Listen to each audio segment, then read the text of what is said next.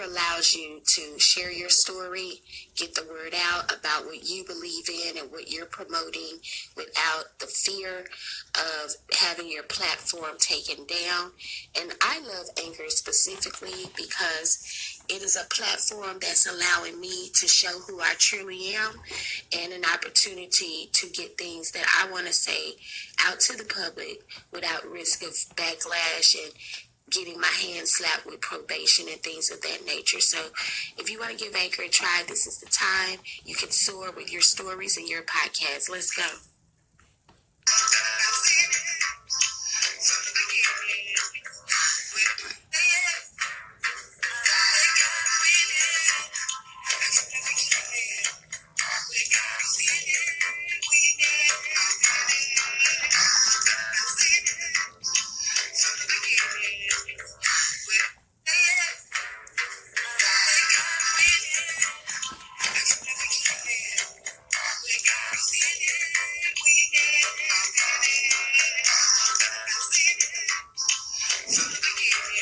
Thank you for tuning in to the Battles Within Life podcast. I'm your host, Kishana Woods Lee. And today we have a subject matter we'll be talking about, quite interesting subject. And I want to know how y'all feel about it. Today we're talking about Theyby's, a parent's choice. And we just want to know how you feel about it. Once again, thank you for tuning in to the Battles Within Life podcast. I'm your host, Kishana Woods Lee. I'll start the conversation with a definition as to what a Theyby is. And I'm showing different terms here from slangit.com, and all of the information and research I collected is protected under fair use. And this is information used for the purpose of education. And I'm showing that these different terms, one is Theyby, Theyby's, PGP, Push Present, Anchor Baby, Super Bowl Baby, Baby Moon, Baby Bump, Gender Ninja, LGBTQ, and NB. These are some terms associated with Theyby's. And when I look at this, it says that the explanation is a slang term that means, and I'm going to it now. A Theyby is a baby that is being raised in a gender-neutral environment to protect against gender socialization. As the Theyby matures, they can choose to identify as male, female, or non-binary. Now, I'm going to continue to elaborate on the story and the content, and then I'm going to give you my opinion at the end. And you have all types of parents, different ages, that are interested in raising their children in this manner. And I'm just going to go to the more detailed definition of Theyby, a gender-neutral baby. A Theyby is a baby that is being raised in a gender-neutral environment to protect against gender socialization. As the Theyby matures, they can choose to identify as male, female, or non-binary. The purpose of raising kids as Theybies is not to push them into gender stereotypes or roles and let them have full control over their identity. This parenting strategy includes no gender reveal party, gender-specific colors or decorations, clothes, or toys. The Theyby term became popular in 2018 and is a combination of they and baby. It is primarily used by progressive parents looking to unburden kids with the expectation to behave a certain way or become something just because of their gender. And then there's an example. Katie and John asked for no gifts for their date. And then it has the vocal terms, and this is from slangit.com for educational use. It explains what a Theyby means, and that was the purpose of getting the information from that source. Now, I'm also going to go to a story where you have parents that actually raise their children, in this manner. There was a misconception that a lot of these children are being raised by same-sex couples. In a lot of cases, that is the case. But you do also have heterosexual couples that are raising their children in this manner. Now, this is from News, CBS News. This article is titled Boy or Girl? Parents raising babies. Let kids decide. Babies, a parent's choice. Now, Cambridge, Massachusetts, that's where this is out of. Now, 3-year-old twins, Zyler and Kaden, Sharp scurried around the boys and girls' clothing racks of a narrow consignment store filled with toys. Zyler, wearing rainbow leggings, scrutinized a pair of hot pink and purple sneakers. Kaden in T-Rex shirt, fixated on a musical cube that flashed colorful lights at a glance. The only discernible difference between these fraternal twins is their hair. Zyler's is brown and Caden's is blonde. Is Zyler a boy or girl? How about Kaden? That's a question their parents, Nate and Julia Sharp, say only the twins can decide. The Cambridge, Massachusetts couple represent a small group of parents raising babies, children being brought up without gender designation from birth. A Facebook community for these parents currently claims about 220 members across the U.S. A Theyby is, I think, different things to different people, Nate Sharp told NBC News. Sorry, this is NBC News, not CBS. For us, it means raising our kids with gender-neutral pronouns, so they, them, their, rather than assigning he, she, him, her from birth based on their anatomy. Parents in the U.S. are increasingly raising children outside traditional gender norms, allowing boys and girls to play with the same toys and wear the same clothes. Though experts say this is happening mostly in progressive, well-to-do enclaves. But what makes this gender-open style of parenting stand out, and even controversial in some circles, is that the parents do not reveal the sex of the children to anyone, even the children, who are aware of their own body parts and how they may differ from others, are not taught to associate those body parts with being a boy or girl. If no one knows a child's sex, their parents theorize the child can't be pigeonholed into gender stereotypes.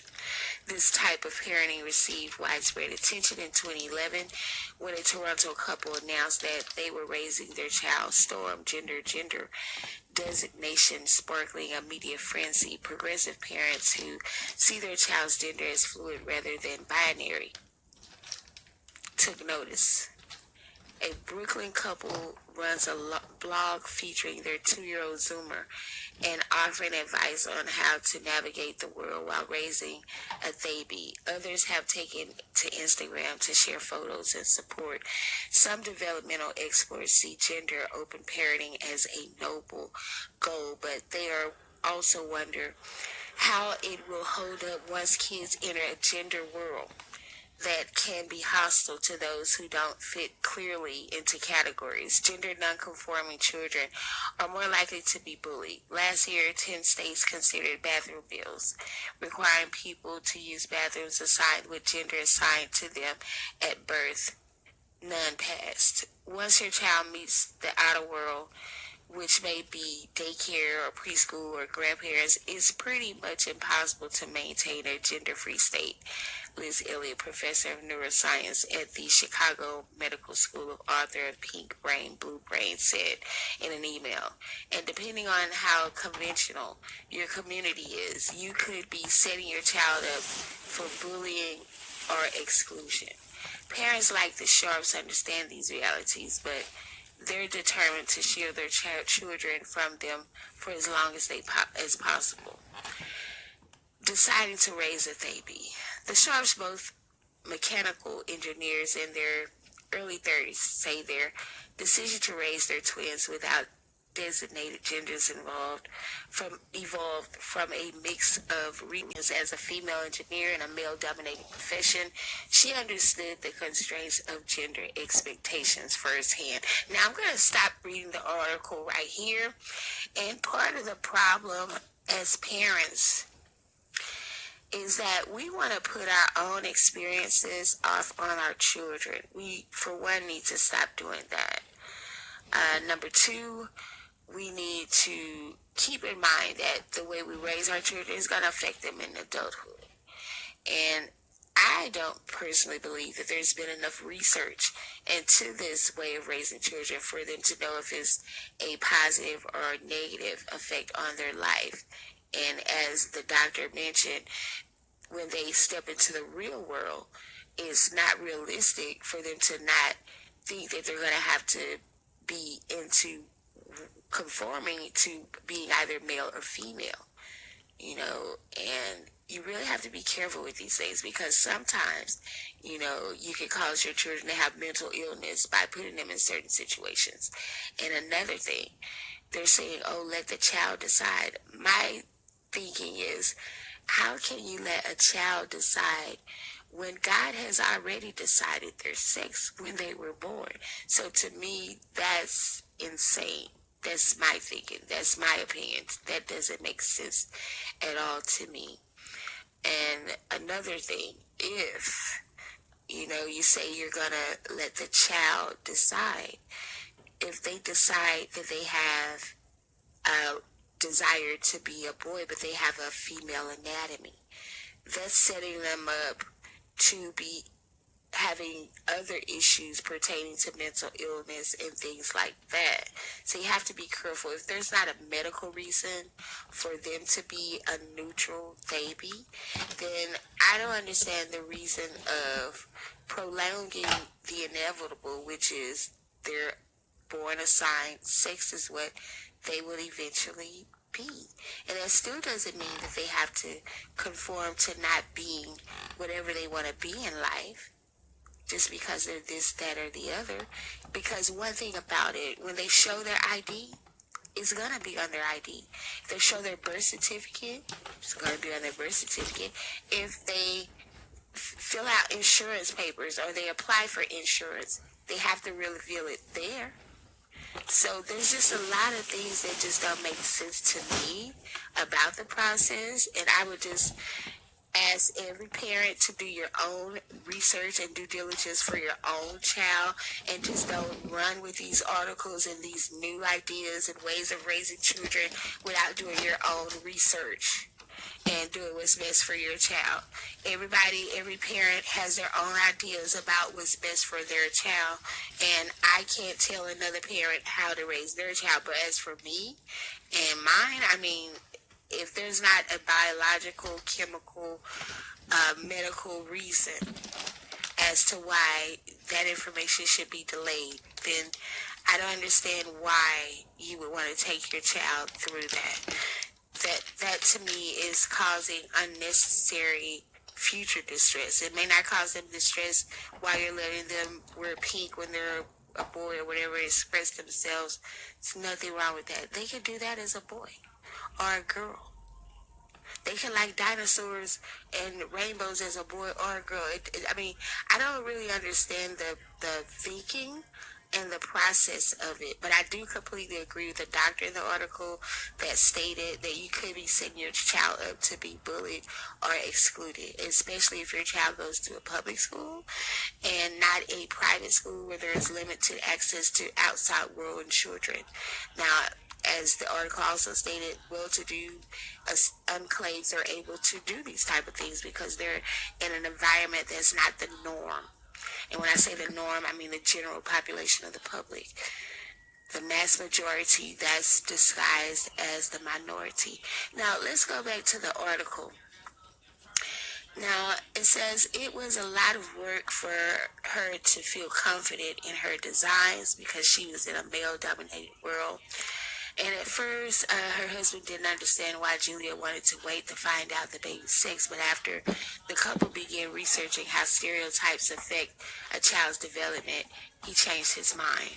We read about how from when they're 20-week-old fetuses, they're already starting to be gendered, and people are calling the little girls princesses and buying certain things for different children. Julia said we wanted to prevent that, so that's how it started. And then about a couple of weeks before they were born, Nate just said, what if we didn't tell people ever? When the Sharps arrived at the hospital for the delivery, they asked the staff not to announce the twins' sex. Even after the newborns were put in their arms, their anatomy remained a mystery for several hours. It just wasn't something that was interesting. Julia said it was all about meeting the children, interacting with them, and just not something that we focused on at all.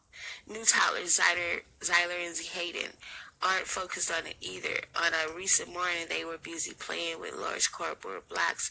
They constructed a tower, then a robot. Look how tall it is, Kaden declared. If you put one more block on it, it will be taller than you, Zyler scooped. We can get it up to the ceiling.